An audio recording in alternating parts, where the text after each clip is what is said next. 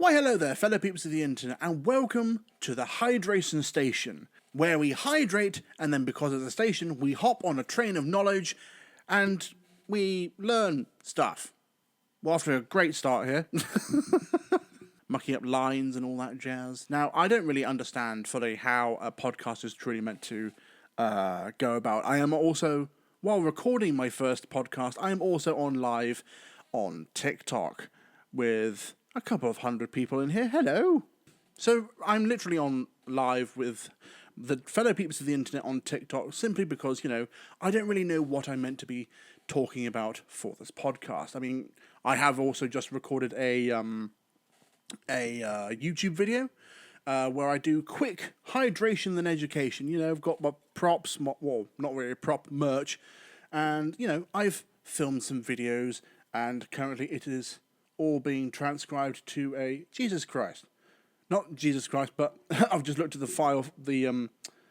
files for my YouTube video. 7.5 gigabytes of data. Large files. Anyway, hello fellow peeps of the internet on the live on TikTok. Hey the legend. I get quite a bit of this. So, now what often happens on what I hear, what happens on podcasts, wherever you're listening, in your car, in your dorm room, I'm in your ears, on your radio, whatever. You just want to hear me speak mostly, good stuff, but also just a little bit of gibberish into your ear holes. In the live on my TikTok, what is your take on the afterlife? Here we go. Content. Anyway. Is there life after death? The simple answer is we don't know. There have been studies of doctors will scan a patient's brain up till the point and after the point of death to see what happens to our neurological pathways after death. And the simple fact of the matter is, it's not as it is more complex as I'm going to tell it, but when we die, our brain, like a computer, because it is a kind of computer, the human brain, it turns off. It stops functioning, and because the human brain is the nerve center of the entire human body, once it stops working, everything else stops. So, is there an afterlife? We don't know. And after that topic of deceased, we go on to a topic of history, hieroglyphs. Now, I find hieroglyphs kind of interesting because, well, they're emojis.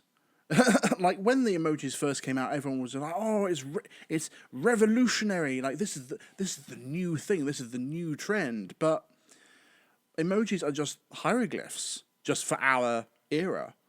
And obviously, emojis are a simpler function of language, because in ancient Egyptian the hieroglyphs could denote many different things. It wasn't just a bird means a bird or a sphinx means a sphinx. They could mean several different things.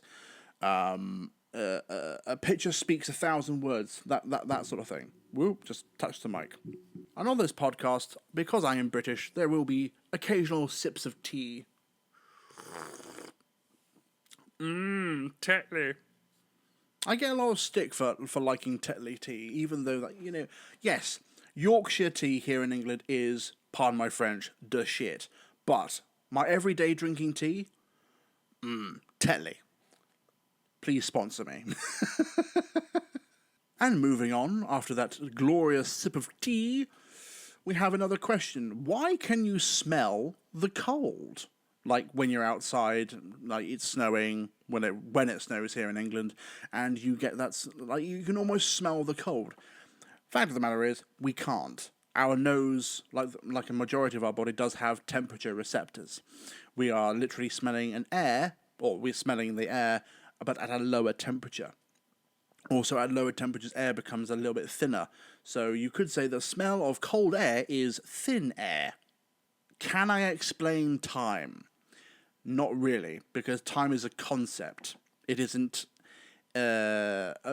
like even how to okay. We can see, because we can see the effects of time, like we can see the effects of gravity, but we have no like we can test the effects of time going one way, but we can't. That's a tough subject. How to explain time? It's wibbly wobbly, timey wimey stuff that's all around us, and in some ways it governs us because we're always like, "Oh, what's the time now? We've got to get to our meeting." It's a governing body. It's one of those constant things that is everlasting. It's all around us, or is it? We don't know. Anyway, it's time for a second sip of tea. Yummy. Now, someone in the chat on TikTok has just said, any dating tips? Dear sir or madam, and anyone listening, I am perpetually single. I don't have any dating tips. I've tried a majority of them, and, they just don't work. Because dating tips from one person, it's a bit like giving advice.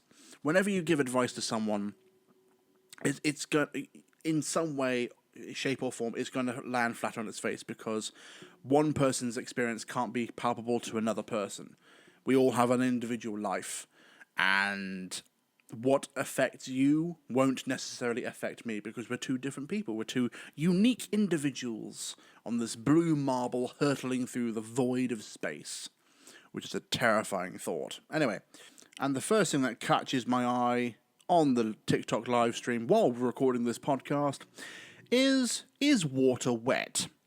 No. The terminology of wetness is something that has been dunked in water, and the water is being either repelled or absorbed by the thing, ergo being wet. For example, a towel can become wet, but water in of itself cannot become wet, because another way to think about the terminology of wetness is that it is a temporary state. Things were or can become wet and then become something else. Water, wet. Let's move away from the is water wet debate, because I have spoken about this to many friends of mine, and it's a very Marmite-y kind of question. Either you agree or you disagree. So let's move on to something else. What is my favourite movie of all time? That is a difficult question to answer as an autistic person, because it changes day to day. I think yesterday, a movie that I had roaming around in my head was Independence Day, because I loved the practical application of miniatures and the just the general synopsis of the film. The aliens were cool. Welcome to Earth, mugger huggers, poof, the punch from Will Smith. Glorious, absolute glorious film. But today, my number one absolute favourite film, probably the 1950s classic Forbidden Planet. Don't get me wrong, in today's almost woke-like culture, Forbidden Planet isn't a good film, because, it was made in the 1950s. There's a lot of sexism. There's a lot of, can I come on the away mission? You can't. You're a woman. That sort of thing. But that film was so iconic. It was I think it was one of the first science fiction films to be put into colour. It had CGI and special effects, which for a 1950s film was absolutely incredible. Like, the way they did special effects for 1950s, 1920s movies, well, probably not 1920s. I'm getting off topic. Anyway, the way they do special effects in old vintage movies is they hand painted the film itself. So some very talented artists, more than likely overworked, underpaid, like a majority of artists nowadays. Anyway, society. Anyway, would go by frame of the reel of physical film and paint on all of these detailed special effects, and then,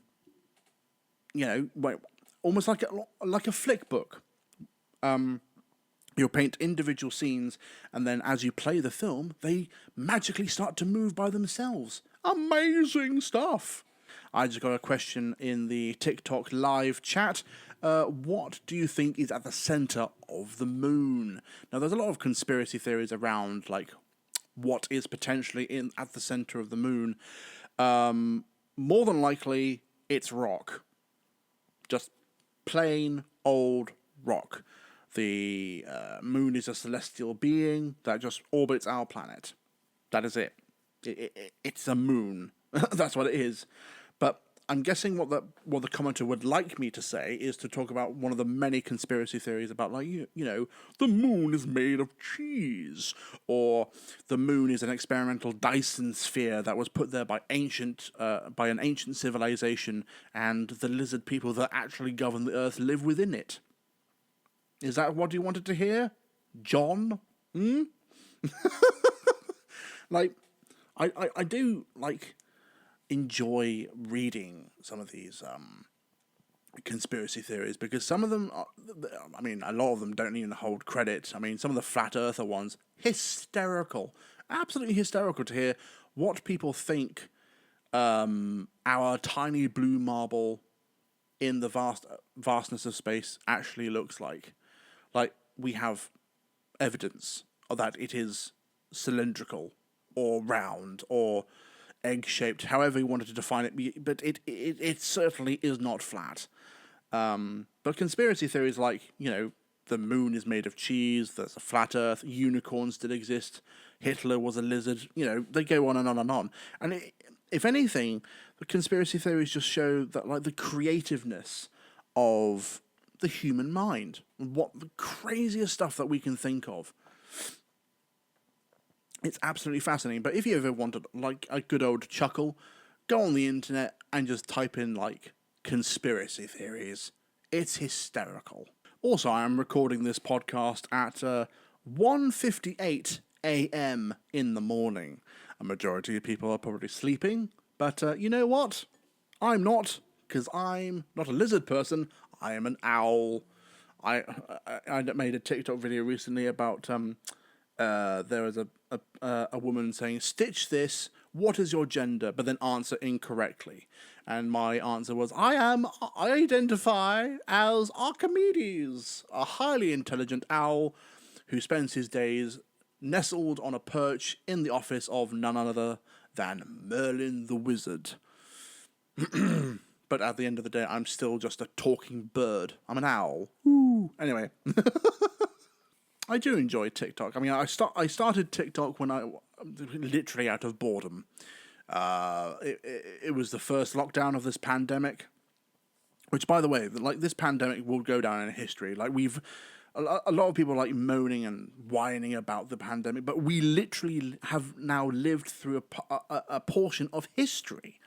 It's a momentum. It's a staple point. It's a totem pole in the history books. 20, 40 years from now, people will be reading about the pandemic, and the majority of the time they'll just be going, "We were really like this? Really? There was a pandemic of a highly contagious and potentially fatal virus, and a majority of people just wanted to riot in the streets and have anti-mask debates and say that the coronavirus was created by Trump and all this bollocks." It's gonna be interesting. Like, if you could freeze yourself now and then open and then be defrosted or unthawed or whatever in, like, 70, 80 years time, and then to read about the COVID pandemic in the history books, that'll be a very, very interesting thing. Someone actually just mentioned in the TikTok chat, in 40 years, what will people be nostalgic for? Probably the lockdowns, the pandemics, and how it changed society. In my job, I work in retail, like a lot of people, and I definitely noticed that after the lockdowns and after some of the mask restrictions were lifted, people changed, man. Like, society also, like, took a dive. And, you know, people got essentially worse. Or some people got worse. Other people got better. You know, a lot of people were... I don't know. Everyone's had a very different experience with the pandemic. Mine, you know, I'm mostly alone. So during the lockdowns, I didn't really experience anything out of the ordinary. I mean, people like my sister, for example, she's a socialite. She loves people. She loves going out and having a few beers with the boys, as it were. But, you know, during the lockdowns, you have to stay inside. You can go outside for a bit of exercise, but even then, that doesn't satisfy the cravings of having a beer with the boys in a beer garden and shouting profanities. And I don't know what they do at pubs. I don't drink that often. Tea time. Ooh, that was a good sip. Okay, now on the podcast, we're going to enter. We've talked about conspiracy theories and how a majority, well, all of them are, let's say, some of them may hold a teensy bit of truth, but the conspiracy theories as a whole don't hold any weight.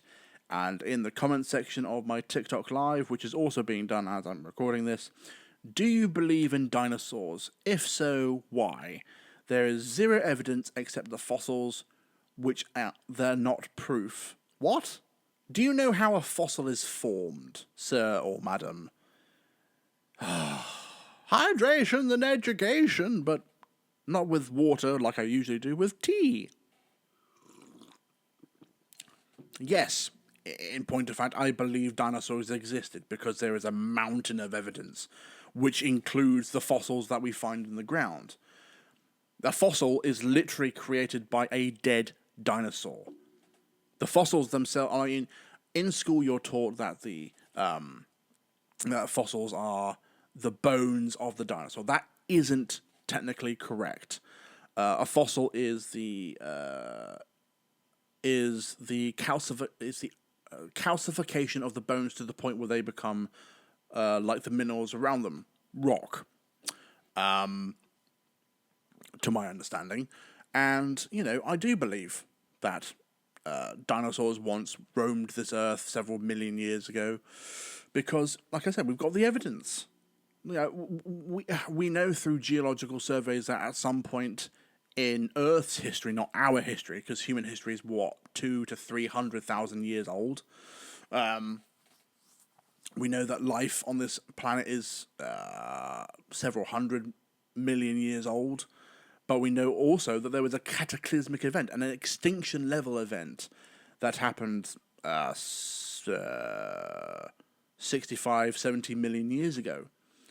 And we have evidence showing that particular event wiped out another species that once roamed this earth. Hence, dinosaurs, the fossils in the ground. It's a bit hard to answer the question and not get a little bit peeved off. Because then, if you believe dinosaurs didn't exist, what are the fossils? Are rocks just taking on a shape of their own? Because, okay, let's not go millions of years back. Let's talk about fossils in general. We have found human-like fossils from ancient civilizations hundreds of thousands of years ago. We have found human remains that have been fossilized. So that kind of proves that we were there. Because a human being would have had to die in that position. Their bones would have been crushed and calcified and then take on the properties of the rock around them, being turned into fossils. So we have evidence of how fossils are created because our own species have turned it into fossils. So when we find these fossilized remains of, like, other creatures, dinosaurs didn't come from outer space, man. Or did they? We don't know. We don't know, man. The one thing that we do know about, like, about life here on Earth is that it did start in the oceans. We know that. I don't really know how to continue on with this line of questioning, so we're going to move on to a different subject. For another topic for this podcast, let's go back to the TikTok live comment section, and someone has made a comment about the Doctor Who series. Now, I love Doctor Who. It's fun. It's lovely. But I also haven't watched a Doctor Who episode since season 7, episode 6 or 7, because that was the creation of Clara Oswald. I liked the actress who played her. I hated the character and how it was portrayed. Also, for some bizarre reason, after that particular episode and season, the writing of Doctor Who just became very, very weird, and it wasn't enjoyable, fellow peeps of the internet. It wasn't enjoyable at all. I watched Doctor Who for the imaginative stories and to see the Doctor in action using his timey-wimey stuff, the TARDIS, in all the wacky adventures, saving civilization, saving people, but also at the same time either decimating a civilization, fighting a Pacific family or group of aliens, and then just thwarting them and saving the day as the hero that he is. But he's also kind of an anti-hero, because if you're interested in the lore of Doctor Who, he's killed trillions. He's killed during the Time War between Daleks and the Time Lords, he sacrificed not only his own race, but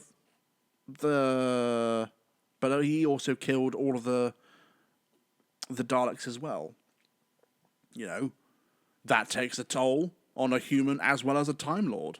It's just a very interesting show. I loved it, and I am a bit sad that they took 70 odd years to have a female Doctor, because that would have been interesting to see back in the day back in its heyday, because it was Doctor Who the series was cancelled on the BBC for a while, but I can't remember what date it was, and then it came back in the new age with it was known as the new Doctor Who, and everyone was oohing and ahhing and raving about it. It was very very interesting, very very interesting.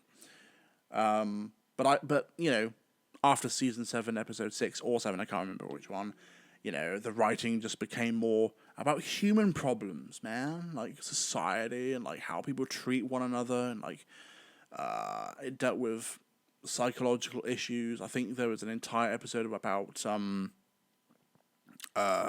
relationships in humans, and just I don't care about this. I truly do not. I watched Doctor Who for aliens. Where are the aliens, man? I want to see aliens. I want to see a ray gun. I want to see freaking lasers, man.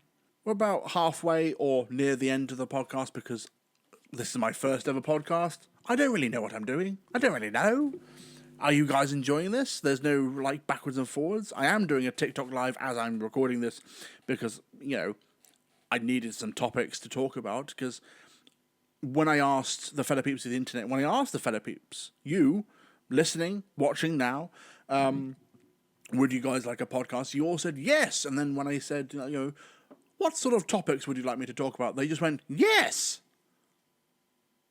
What? I require more information. Did you want to hear about my day? How many cups of tea I've ingested today? 7. Actually, no, 8 now. I've watched other podcasts, and usually they have a specific point or genre around them. Or usually it's just very interesting people. In this TikTok live, someone has pointed out a very random fact, which is in fact true. Tomatoes, eggplants, avocados, bananas, and watermelons can be classified as berries, which is a very interesting thing, which is also true, I believe. I'm not too sure about watermelons, but I know tomatoes, avocados, and bananas can be classified as the berry of that particular genus of plant. Now, also, fellow peeps of the internet, when I was asked to do this podcast, people said they just like the way that my voice sounds. People like the way that I talk, the accent of which I pronunciate words. Here's the thing, though. I don't think I have an accent of any particular sort. I have been told in the past that I speak rather eloquently when I'm not fluffing up or tripping over words. I sound very British, and it is true what they say about American women, that when they hear a British boy talk like a proper British lad, then they do kind of coo over you, because for some bizarre reason they find my accent fascinating. Anyway. So, fellow peeps of the internet, I have now been talking into your ears and out of your radios for some time now. This is, however, my first ever podcast, so this was just more of a learning experience. But I hope you all enjoyed what my innate wafflings, you took something away from this, hopefully, or maybe just listening to my docile tones sent you into a deep, lovely slumber. Wake up! Anyway, this has been the Hydration Station. I have been A.R. Stewart. You have been whoever the hell you are, and I shall see you... Well, I won't see you, this is a podcast, but you'll be hearing from me at some point soon.